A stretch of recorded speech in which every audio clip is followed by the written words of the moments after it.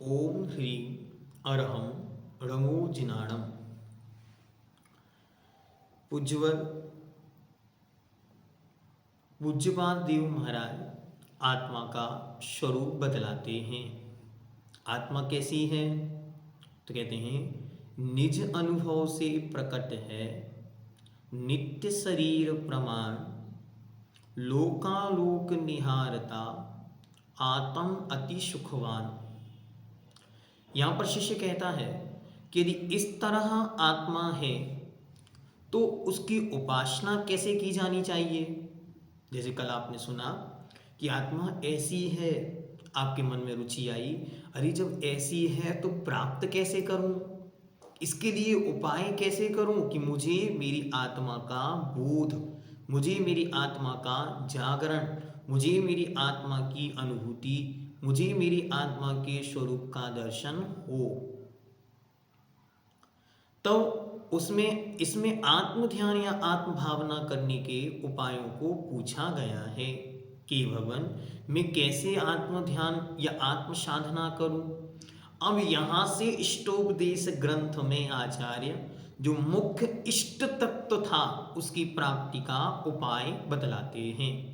देखते, संयम्य करणग्राम मेकाग्रत्वेन चेतसः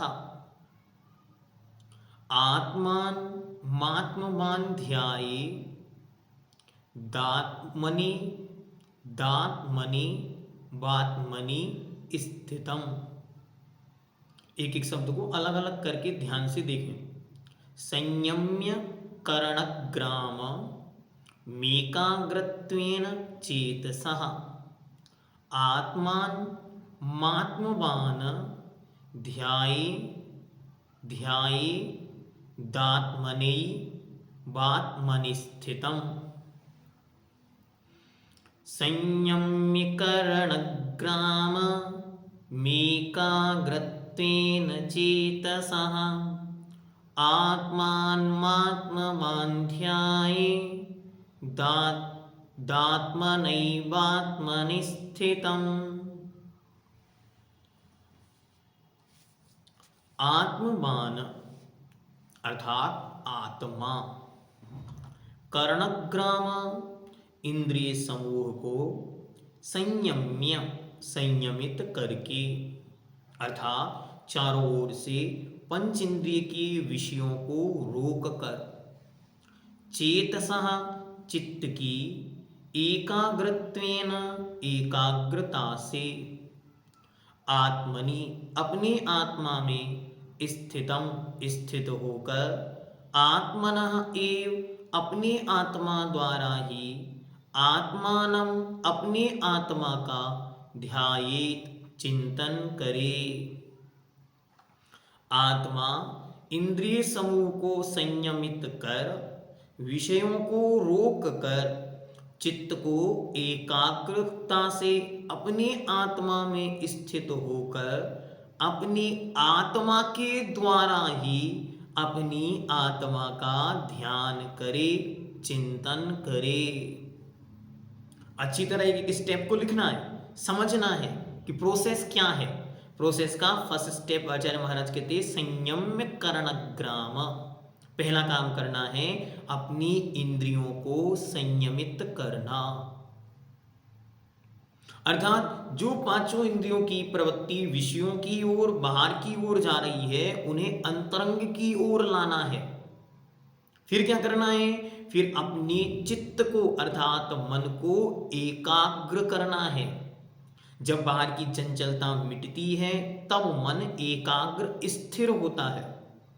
जब वह मन स्थित हो जाएगा तब फिर क्या करना है? अपनी आत्मा में स्थित होना है, क्योंकि जब तक आपका मन स्थिर नहीं है तब तक क्या होगा? आप बैठेंगे तो ध्यान करने, जैसी आंखें बंद होंगी और बाहर की वस्तुएं दिखनी प्रारंभ होंगी।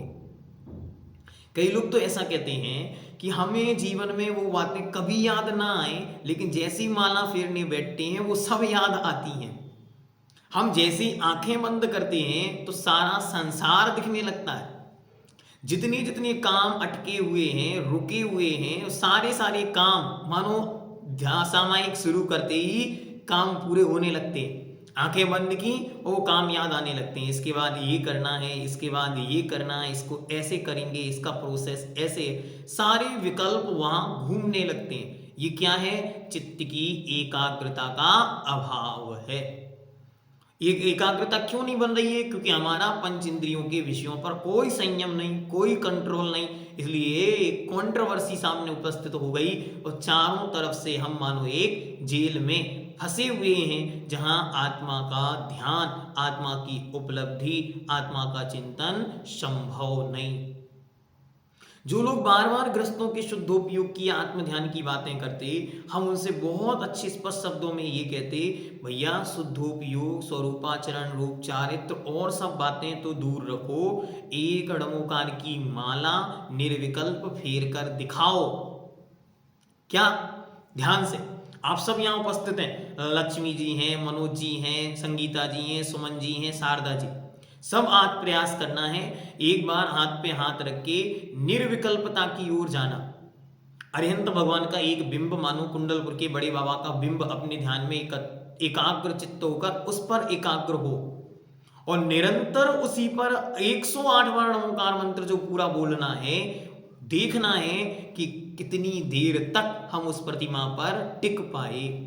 जब हमारी स्थिरता ही नहीं है तो आत्मानुभूति, आत्मानुभव, शुद्धोपयोग, स्वरूपाचरण, इनकी बातें करना सब व्यर्थ है। कुछ मत कहो, सबसे पहले भगवान नेमिचंद देव की बात सुनो और पंच परमेष्टि का ध्यान करना प्रारंभ करके चित्त की एकाग्रता को रोको। और भगवान पूज्यपाद देव कह रहे हैं, जब तक इंद्रियां संयमित नहीं हैं तब तक एकाग्रता नहीं है, और जब तक एकाग्रता नहीं तब तक आत्म स्थिरता नहीं, और जब तक सौ में अपने आप में स्थिरता नहीं तब तक कभी भी किसी भी दशा में आत्मचिंतन नहीं है। ये प्रोसेस है। ये भगवान जब हमने आध्यात्मिक स्टोपदेश नाम का पूरा एक सेशन लिया था तब हमने इसको बताया था, जब तक इंद्रियों में आपको किसी भी प्रकार से अभी किसी चीज को पाने की, चाहने की चाहत है, इच्छा है, मानो आप ध्यान करने बैठ गए और अभी सर्दी लग रही है, अब क्या होगा?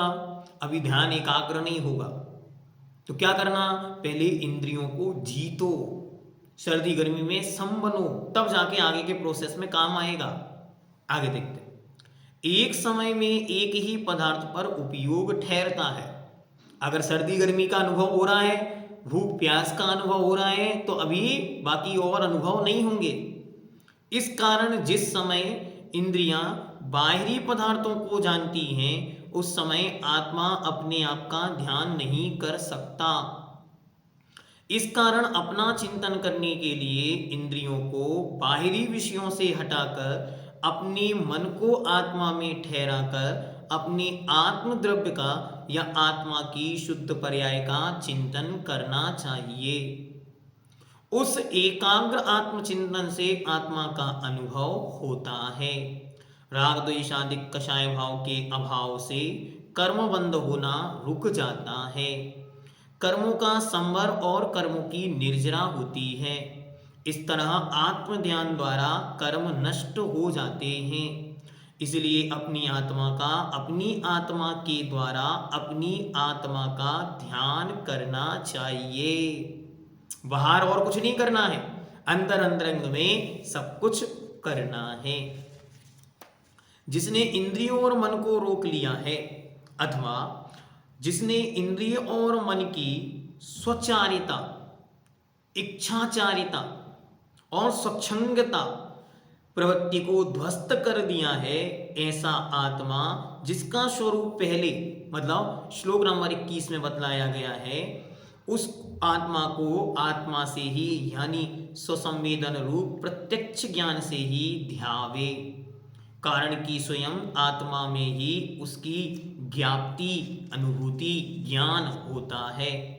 उस ज्ञान में और कोई कारण अंतर नहीं होता, बाहर से और कोई आवश्यकता नहीं होती। वह सुसंवेदन, सुव्यक्त कोई और सिखाएगा नहीं, और कोई नहीं सिखाता। वह स्वयं निजानुभव से गुरु महाराज जिनवाणी श्रुत और आगम के माध्यम से जो सूत्र प्राप्त हुए हैं उसके आधार पर अपनी आत्मा का स्वसंवेदन से अनुभवन चिंतन करता है। जैसा कि आत्मानुशासन ग्रंथ में कहा, वह आत्मा स्वपर प्रतिभा स्वरूप है। वह स्वयं ही स्वयं को जानता है और पर को भी जानता है। उसमें उससे भिन्न अन्य कारणों की आवश्यकता नहीं है।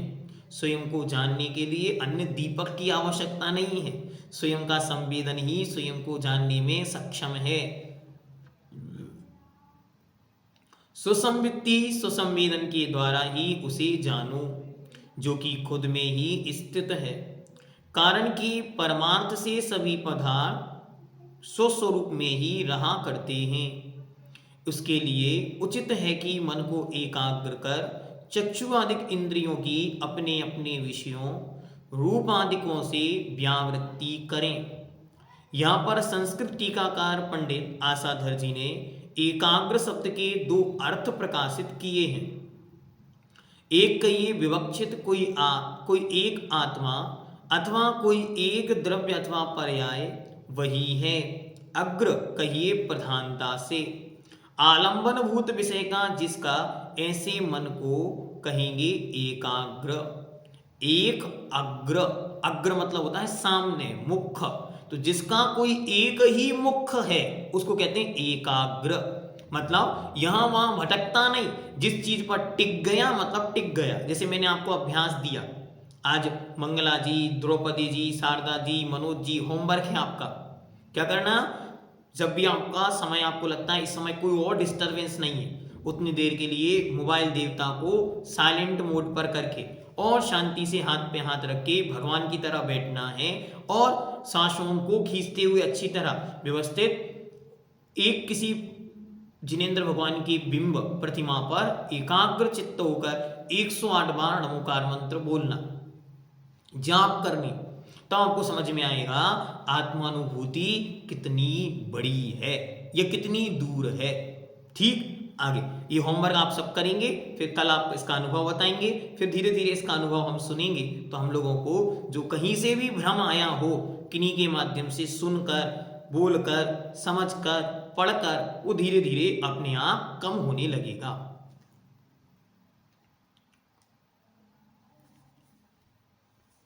सारांश यह है कि जहां कहीं अथवा आत्मा में ही सुत ज्ञान के सहारे से भावना युक्त हुए मन के द्वारा इंद्रियों को रोककर स्वात्मा की भावना कर उसी में एकाग्रता को प्राप्त कर चिंता को छोड़कर स्वसंवेदन के ही द्वारा आत्मा का अनुभव करे।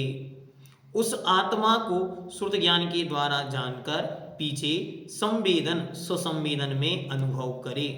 जो श्रुत ज्ञान का आलंबन नहीं लेता वह आत्मस्वरूप के विषय में गड़बड़ा जाता है। क्यों? पूज्य आचार्य भगवंत विद्यासागर जी महाराज कहते हैं, किसी भी विषय में अनुभव वह साचा जो शुद्ध ज्ञान से प्राप्त है। इसलिए वे हर चीज के लिए पहले आगम मांगते। एक बार दक्षिणी यात्रा पर कुछ ब्रह्मचारी गए और वहां पर बहुत सारे महाराजों से मिले। लौटकर जब आए तब पूज्यवर के चरणों में बैठे और कुछ बातें अपनी वहां के संस्मरण विषय रख रहे थे। विषय रखते हुए उन्होंने एक ब्रह्मचारी जी ने कहा, महाराज उन महाराज ने हमको ये वाला विषय इस प्रकार से बताया, उनका अनुभव बहुत अच्छा। आचार्य महाराज तुरंत उनसे कहते हैं, अनुभव नहीं आगम दिखाओ। तो वो स्तब्ध रह गए क्योंकि उनके पास कोई आगम का आधार तो था नहीं। उन्होंने कहा, महाराज उनका अनुभव है, उनका अनुभव है। आचार्य कहते हैं, भैया पंचम काल है, छायोपशमिक ज्ञान है, इसलिए हमारा अनुभव प्रमाण नहीं। प्रमाण क्या है? आगम। क्यों? उदाहरण, जैसे कोई व्यक्ति है पित्त प्रकृति का है, वो उपवास करता है तो पित्त भड़कता है, उल्टियां होती हैं, सिर चकराता है, जलन मचती है और बहुत सारी बाधाएं उसको आती। उससे कोई कहे, भैया उपवास कैसा होता है? वो कहता है मेरा अनुभव तो ये कहता है उपवास छोड़ो, अच्छे से दोनों टाइम खाओ, वही साधना है। ये क्या है? ये अनुभव है, आगम नहीं। तो अनुभव कहां से आएगा? जितनी जिसकी सामर्थ्य है, जितनी जिसका ज्ञान का क्षयोपशम है, जितनी जिसका वीर अंतरय का क्षयोपशम है, उतनी ही शक्ति के माध्यम से अनुभव को वो प्राप्त करेगा। और फिर वो अनुभव अगर बतलाएगा तो कितना बतलाएगा? उसके द्रव्य क्षेत्र काल भाव के अनुसार। सब जगह गर्मी एक सी नहीं होती, सब जगह सर्दी एक सी नहीं होती, तो सबका अनुभव अलग अलग है। इसीलिए उनका अनुभव महत्वपूर्ण नहीं, आगम महत्वपूर्ण है। इसलिए बिना श्रुत ज्ञान के जिनने अपने जीवन में एक कदम नहीं चलाया, ऐसे आचार्य भगवंत श्री विद्यासागर जी महामुनिराज युगों युगों तक जयवंत रहें। इसी तरह यह भी भावना करें कि जैसा कि पूज्यपाद स्वामी ने कहा है, मैं इंद्रियों के विषयों से अपने को हटाकर अपने में स्थित ज्ञान स्वरूप एवं परमानंदमयी आपको अपने ही द्वारा प्राप्त हूं। भगवान पूज्यपाद देव हर एक ग्रंथ में अपने आप को उस आत्मा की ओर ले जाते। एक पंक्ति पूज्यपाद देव की बहुत सुंदर, जीवन भर याद रखने योग्य। आचार्य भगवंत अपने रोज सामायिक के बाद इसका चिंतन करते थे। क्या बोलते? कहते हैं इस संसार में जो कुछ दिख रहा है, जानने में आ रहा है, वो सब कुछ अचेतन है। अरे जब सब कुछ अचेतन है और मैं चेतन हूं, तो फिर इन सब में किससे राग करूं और किस पर क्रोध या द्वेष करूं? इसलिए मैं ना किसी पर द्वेष करता हूं, ना किसी पर राग करता हूं। एक पंक्ति भगवान पूज्यपाद देव और लिखते उसी समाधि तंत्र में भी लिखते हैं, देखो यहां जो कुछ दिखाई पड़ रहा है वह सब कुछ तो पुद्गल है, और जो कुछ भी संबंध है, साथी है, जानना है, पहचानना है, सब पुद्गल का पुद्गल से है। मैं कौन हूं? मैं तो आत्मा हूं। इसीलिए इस आत्मा को ये सब कोई जानते नहीं, तो क्या इनसे मेरी मित्रता नहीं और इनसे मेरी शत्रुता नहीं, क्योंकि जो मैं हूं वो इनके ज्ञान का विषय नहीं। जब वो मुझे जानते ही नहीं तो फिर ये मेरे मित्र और मेरे शत्रु कैसे हुए? कदाचित भी नहीं हो सकते। इसलिए ना मैं किसी का मित्र, न कोई मेरा मित्र, न मैं किसी का शत्रु, न कोई मेरा शत्रु। अब इसको पुनः एक बार देखते क्या क्या करना। तो पहले कहते संयम्य करणग्राम, अपनी इंद्रियों को संयमित करके। फिर क्या करना? एकाग्रत्वेन चेतसा, अपने चित्त को एकाग्र करें, स्थिर करें। फिर क्या करें? उसके बाद स्वयं में स्थित होकर, आत्मनि स्थितम, अपने आप में स्थित होकर अपनी आत्मा ध्यायेत, चिंतन करे, ध्यान करे। अन्य पर का नहीं, पर का कोई आलंबन नहीं, मात्र शुद्ध ज्ञान को आधार बनाकर और उसके आधार से ही करे। सारा संसार जो आगम को भूलकर और मात्र अनुभव की बातें बोलते हैं, वे सारे मार्ग से भटक जाते हैं। देखो भगवान वर्धमान महावीर स्वामी ने दीक्षा ली, 30 वर्ष में उनकी दीक्षा हुई। 30 वर्ष की उम्र से लेकर 42 वर्ष, 12 वर्ष तक एक शब्द नहीं बोले। सब लोग कहते भगवान क्यों नहीं बोलते? अरे भगवान के पास तो जन्म से ही 3 ज्ञान हैं, फिर भी नहीं बोलते। और जिस दिन दीक्षा ली उसी दिन चौथा ज्ञान हो गया, 4 ज्ञान के धारी हैं। लेकिन भगवान कहते हैं मैं उस दिन बोलूंगा जिस दिन जो जो मैंने पढ़ा है, जाना है, समझा है, सब प्रत्यक्ष हो जाएगा। जब तक प्रत्यक्ष नहीं तब तक वह भाषण का, अभिभाषण का, संभाषण का विषय नहीं। तो जो वीतराग सर्वज्ञ अरिहंत महाप्रभु तीनों लोकों के जब तक ज्ञाता नहीं हुए, जब तक केवल ज्ञान के महास्वामी अधिपति नहीं हुए, तब तक अपने मुख से एक शब्द नहीं बोले। और हम उनकी परंपरा का अनुसरण करने वाले, बिना आगम को देखे, बिना आगम को जाने, बिना आगम को समझे यदवा तदवा प्रवृत्ति रूप परिणाम को कर रहे हैं, तो नियम से अपलाप करेंगे वचनों का। इसलिए उज्ज्वलों की आज्ञा, आगम की जो आज्ञा है तद अनुसार हमारी प्रवृत्ति होनी चाहिए। ओम सिद्धम।